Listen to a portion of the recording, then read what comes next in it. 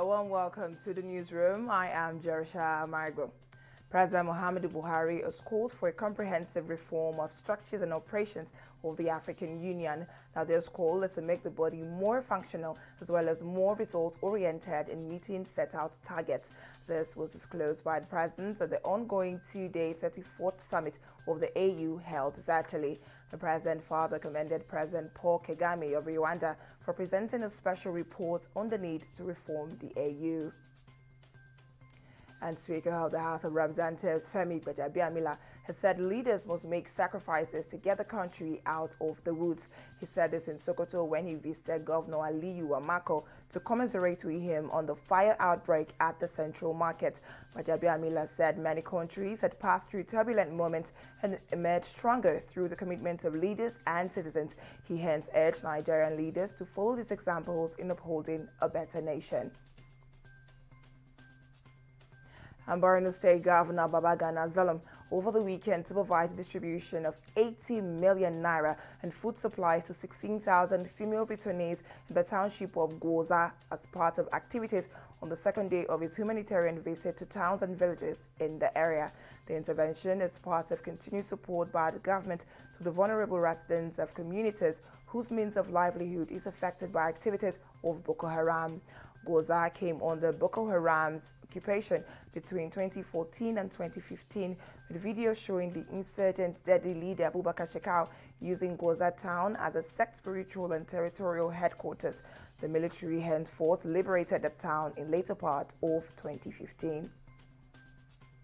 And in COVID, health authorities in Toronto have announced that a resident has been diagnosed with the Brazilian variant of COVID-19, marking Canada's first known case of the mutated virus. The Toronto Public Health added that the patient had been hospitalized as he has not been in any known contact with any recently returned traveler. The Brazilian variant has been blamed for a disastrous surge in infections in the Brazilian city of Manaus, and has already been spotted in Europe as well as Colombia and the United States. In business, National Pension Commission has ordered pension fund administrators to ensure that all remitted contributions are credited into the retirement savings account of the workers. PENCOM, while disclosing this in its quarterly report, stated that the enhanced oversight surveillance of pension operators continued through review of the monthly report submitted by the operators. He stated that the review of the compliance reports forwarded by the pension operators during the quarter under review revealed a significant rise in the number of retirement savings accounts with uncredited pension contributors.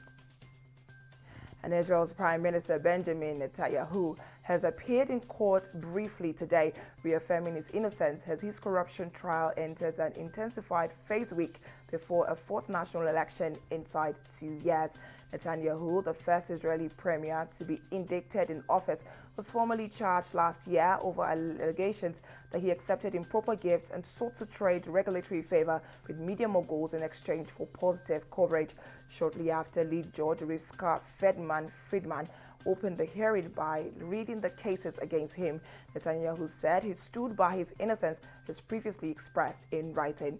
The trial schedule may force the prime minister to appear in court multiple times this week as he campaigns ahead of Israel's fourth election in less than 2 years to be held on March 23rd, 2021.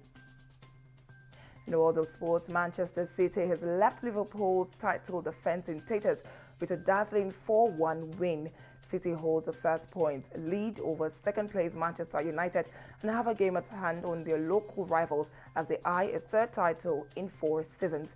They have won 14 consecutive games successively in all competitions to equal the record for an English top-flight club set by Preston in 1892 and Arsenal in 1987. And that's it for now on the newsroom. We'll be back at the top of the hour for more updates. I am Jerisha Amaibo.